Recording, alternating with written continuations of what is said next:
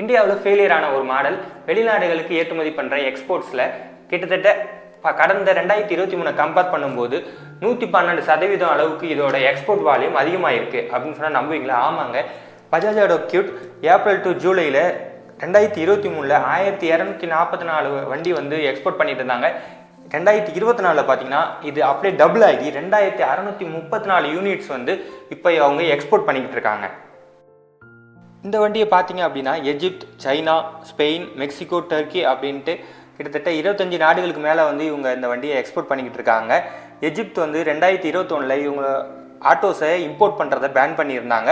So இது பஜாஜுக்கு ஒரு பெரிய அடி. ஏன்னா 5 லட்சம் ஆட்டோஸ் வந்து பஜாஜோட ஆட்டோஸ் மட்டுமே எஜிப்தில் வந்து ரன் ஆகிட்டு இருக்கு. ஸோ இதோட இம்பேக்டை வந்து ஓரளவுக்கு தாங்கி பிடிச்சதே வந்து இந்த பஜாஜோட கியூட் தாங்க. கியூட்டில் 216 CC liquid cooled 4 stroke engine கொடுத்துருக்காங்க. இது பெட்ரோல், சிஎன்ஜி 2 வேரியண்ட்லையுமே கிடைக்குது. பவர்னு எடுத்துக்கிட்டிங்கன்னா 13 பிஎஸ் பவரையும் 18 நியூட்டன் மீட்டர் டார்க்கையும் வந்து ப்ரொடியூஸ் பண்ணுதுங்க. இதோட டிரான்ஸ்மிஷன் வந்து 5 ஸ்பீட் மேனுவல் கியர் பாக்ஸ் கொடுக்குறாங்க. மைலேஜை பொறுத்த வரைக்கும் 30 கிலோமீட்டர் வந்து மைலேஜ் வந்து இந்த வண்டி தாராளமாக கொடுக்கும். இந்த வண்டியோட பெட்ரோல் வேரியண்ட்டில் டேங்க் வந்து 8 லிட்டர்ஸ் வந்து கெப்பாசிட்டி கொடுக்குறாங்க. சிஎன்ஜியை பொறுத்த வரைக்கும் 2.5 லிட்டர்ஸ் வந்து பெட்ரோல் டேங்க்கும் 5.6 கேஜி வந்து சிஎன்ஜியும் கொடுக்குறாங்க. ஸ்டேரிங்கை பொறுத்த வரைக்கும் பழைய ரேக் அண்ட் பினியன் ஸ்டேரிங் தாங்க கொடுத்துருக்காங்க. பவர் ஸ்டேரிங் கிடையாது, ஏசியும் கிடையாது. வண்டியோட டைமென்ஷன் பொறுத்த வரைக்கும் ரொம்ப குட்டியாகவே இருக்குது. லென்த் வந்து 2752 mm, வித்து 1312 mm தாங்க இருக்குது. ஹைட்டு 1652 mm, வீல் பேஸை பொறுத்த வரைக்கும் 1740 mm, கிரவுண்ட் கிளியரன்ஸ் 165 mm கொடுத்துருக்காங்க. இந்த வண்டியோட வெயிட்னு எடுத்துக்கிட்டிங்கன்னா 451 கேஜி வந்து வெயிட் இருக்குங்க. இந்த வண்டியோட எக்ஸ்போர்ட் வால்யூம் அதிகமாக இருந்தாலும் கூட இதோட டொமஸ்டிக் சேல்ஸ் ரிப்போர்ட் இது அதற்கு அப்படியே ஆப்போசிட்டாக இருக்குது அப்படின்றதாங்க காட்டுது. இந்த வண்டி 2016 இப்போ வரைக்கும் கிட்டத்தட்ட 30,000 யூனிட்ஸை வந்து எக்ஸ்போர்ட்ஸில் வந்து இவங்க சேல் பண்ணியிருக்காங்க. இதே நீங்கள் டொமஸ்டிக்னு எடுத்துக்கிட்டிங்கன்னா 3253 யூனிட்ஸ் மட்டும்தாங்க இவங்க சேல் பண்ணியிருக்காங்க. இந்தியாவில் இந்த வண்டி ஃபெயிலியர் ஆனதுக்கு முக்கியமான ரீசனை நம்ம இப்போ பார்க்கலாம். இந்த வண்டி கமர்ஷியல் மற்றும் பர்சனல் யூஸ்க்கு நம்மளால் யூஸ் பண்ணிக்க முடியும். கமர்ஷியலாக இந்த வண்டி ஃபெயிலியர் ஆனதுக்கு இந்த வண்டியோட லோடிங் கெப்பாசிட்டி தாங்க காரணம்.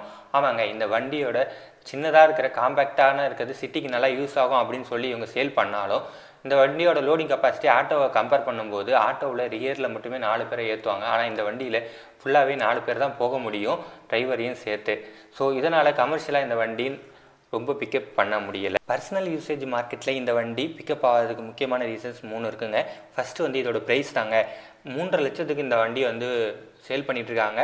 இன்னும் கொஞ்சம் 2 லட்சம் நீங்கள் எக்ஸ்ட்ரா போட்டிங்க அப்படின்னா இதை விட நல்ல ஃபீச்சர்ஸ் கூடிய வண்டியை வாங்கிக்கலாம். இதில் ஃபீச்சர்ஸ்லாம் எதுவுமே சொல்கிற அளவுக்கு இல்லை அப்படின்றதான் முக்கியமான ரீசனும் கூட. ரெண்டாவதாக இதில் இருக்கக்கூடிய டெக்னிக்கல் இஷ்யூஸ். ஆர்டிஓ ஆஃபீஸில் இதை ரிஜிஸ்டர் பண்ணுறதுல சில ப்ராப்ளம் இருக்கிறதா சொல்கிறாங்க. அடுத்ததாக தமிழ்நாடு போன்ற பெரிய ஸ்டேட்லேயே வந்து இதுக்கு வந்து டீலர்ஸ் இல்லை. அதுவுமே இதோட சேல்ஸ் டாப்புக்கு காரணமாக இருக்குது. 3வது ரீசன் சோஷியல் இம்பேக்ட். இந்த மாதிரி குட்டி கார்ஸை யூஸ் பண்ணக்கூடிய ஓனர்ஸ் ஃபேஸ் பண்ணக்கூடிய ப்ராப்ளம் தான் இது. இந்த மாதிரி குட்டி கார்ஸில் போகிறவங்களுக்கு கொடுக்கக்கூடிய ரெஸ்பெக்ட்ன்றது ரொம்பவே கம்மியாக இருக்கிறதுனாலையும் இது நிறைய கிண்டல்கள் வர்றது அப்படின்றதுனாலையும் இந்த மாதிரி குட்டி மைக்ரோ கார்ஸை வந்து வாங்கிறதுக்கு ஓனர்ஸ் ரொம்பவே யோசிக்கிறாங்க. இதுக்கு என்னதான் நீட்ஸ் இருந்தாலும் கூட 2 வீலர்ஸ்லேருந்து ஒரு காருக்கு போகிற அளவுக்கு இந்த மாதிரியான குட்டி மைக்ரோ கார்ஸை அவங்க லைக் பண்ணுறது கிடையாது. ஏன்னா இதோட ரோட் ப்ரெசன்ஸ் ரொம்பவே கம்மியாக இருக்கும். அதுவும் இல்லாமல் இந்த மாதிரியான ஓனர்ஸை வந்து மற்றவங்க ட்ரீட் பண்ணுற விதமும் ரொம்ப மோசமாக இருக்கிறதுனால இந்த மாதிரி குட்டி கார்ஸுக்கு அவங்க போகிறத யோசிக்கிறாங்க. உண்மையிலேயே மார்க்கெட்டில் இந்த மாதிரி குட்டி கார்ஸோட நீட்ஸ் ஆனால் ஆக்சுவலாக இருந்துகிட்டு தான் இருக்குது.